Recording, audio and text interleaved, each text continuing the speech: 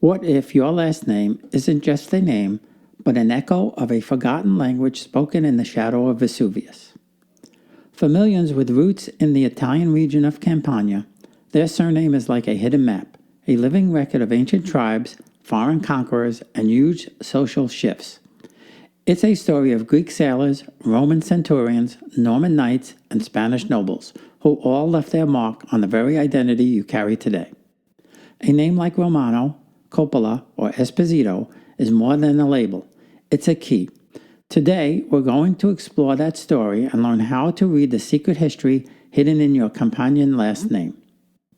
Before we get to the heart of Campania, we have to ask a simple question. Why do we have last names at all? For much of human history, one name was enough. But as populations grew, things got chaotic. Imagine a village with 10 men named Giovanni. How could you tell them apart? In Italy, the process of adopting family names happened over centuries. It was the Council of Trent in 1563 that really solidified the practice for everyone. This religious council mandated that every parish keep detailed records of baptisms and marriages, and for that, you needed a first name and a surname. While this was happening all over Italy, Campania was a special case. This wasn't just any other region. It was a crossroads of civilizations. For thousands of years, wave after wave of new people arrived, each leaving a fingerprint on the culture, the language, and the names. The story of Campanian surnames is the story of Campania itself, a dramatic tale of conquest, trade, and resilience. Ancient Italic tribes, Greek colonists, Roman legions, Byzantine dukes, Lombard warriors, Norman knights, and Spanish viceroys all ruled this land. Each group brought their own words, customs, and names, creating the rich, layered identity you can still find in the phone books of Naples, Salerno, and Avellino today. The story of Campanian names begins in antiquity. Long before Rome was an empire, this coastline was part of Magna Graecia, or Greater Greece. Cities like Cumae and Neapolis, the new city, which we now call Naples, were vibrant hubs of Greek culture. This ancient Greek influence still echoes in some Campania surnames.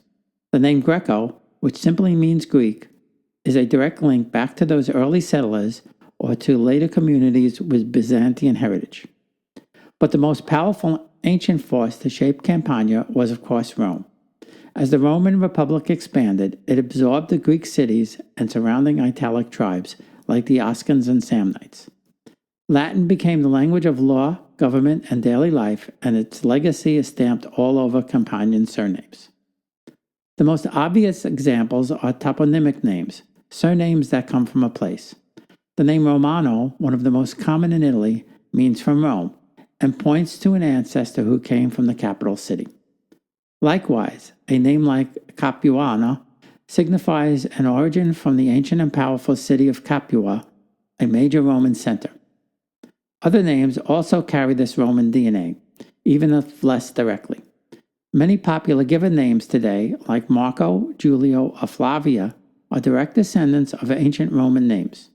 When these became the basis for surnames centuries later, they carried that Roman legacy forward. So, if your name is derived from a place in Campania or from a classic Latin name, you might be carrying a 2,000-year-old echo of the Roman Empire.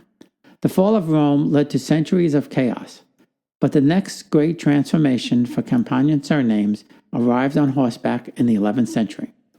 They were the Normans, descendants of Vikings who had settled in northern France and then turned their ambitions south, conquering southern Italy and establishing a powerful kingdom.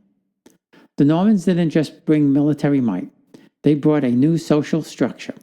It was under their rule that the idea of a fixed hereditary surname began to truly take hold, especially among the nobility.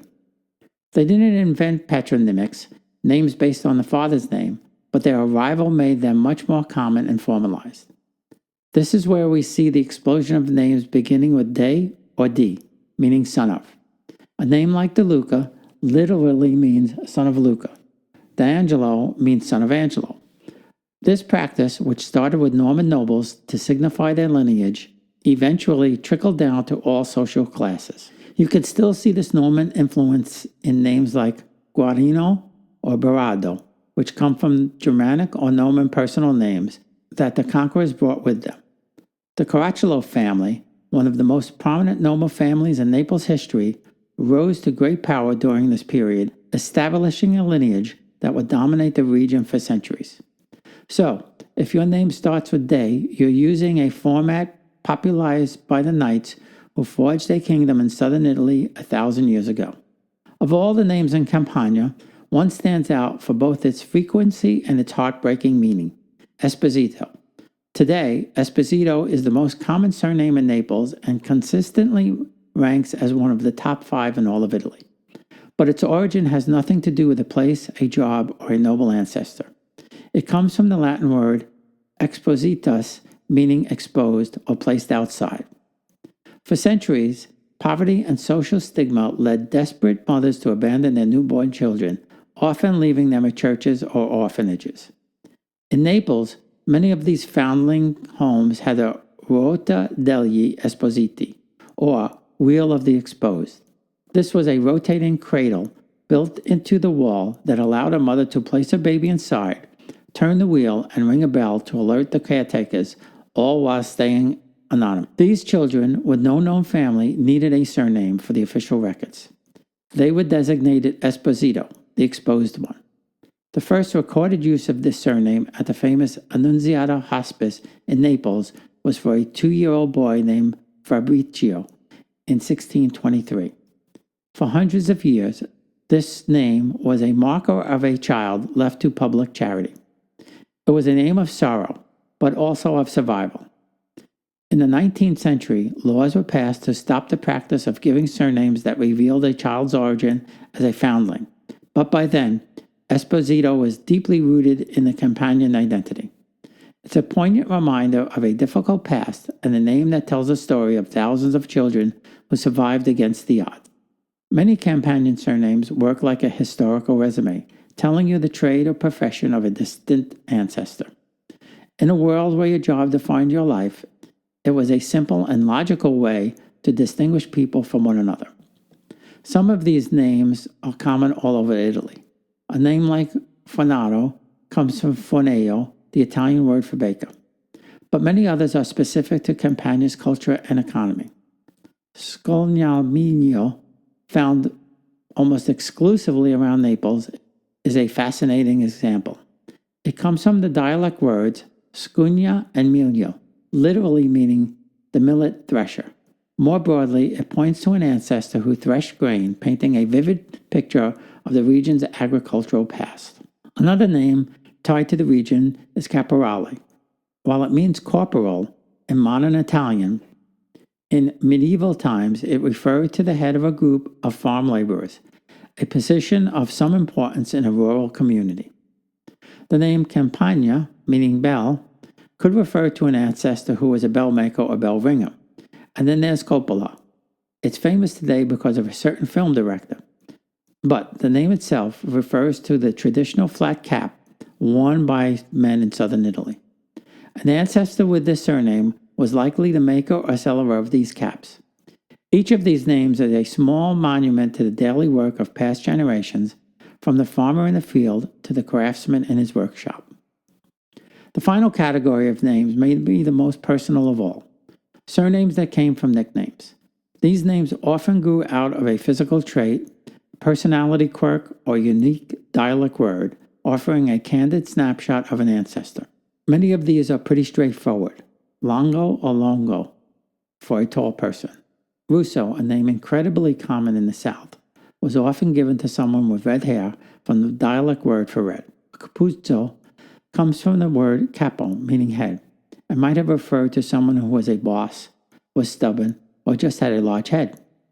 Gargiulo, another classic Neapolitan name, comes from the dialect word jawbone, again pointing to a distinct physical feature. Beyond these descriptions, the very sound of Campanian names is unique. You can often spot one by its ending. Unlike much of Italy, where the surnames often end in I, Campanian names frequently keep their singular O ending, like Russo or Scognamino. They also make heavy use of suffixes to create new variations. The suffix "ilio" is especially typical of the region. So a name like piccolo, small, might become piccirillo. These linguistic quirks are the soul of the Campanian dialect, preserved like fossils in family names, carrying the authentic voice of the region's people throughout the centuries. From the Latin of the Romans to the French of the Normans, from the dialect of the farmer to the heartbreaking story of the foundling, every Campanian surname is woven from threads of history. Your last name isn't just a random collection of letters. It's a living record of where your ancestors came from, what they did, and the world they lived in. It's a connection to the epic story of one of Italy's most culturally rich and dynamic regions. The story of Campania is a story of layers, and in your name, these layers are preserved. Does your Campanian name fit into one of these origins? Is it from a place, a trade, a noble ancestor, or does it have a story of all its own? I'd love to read about it.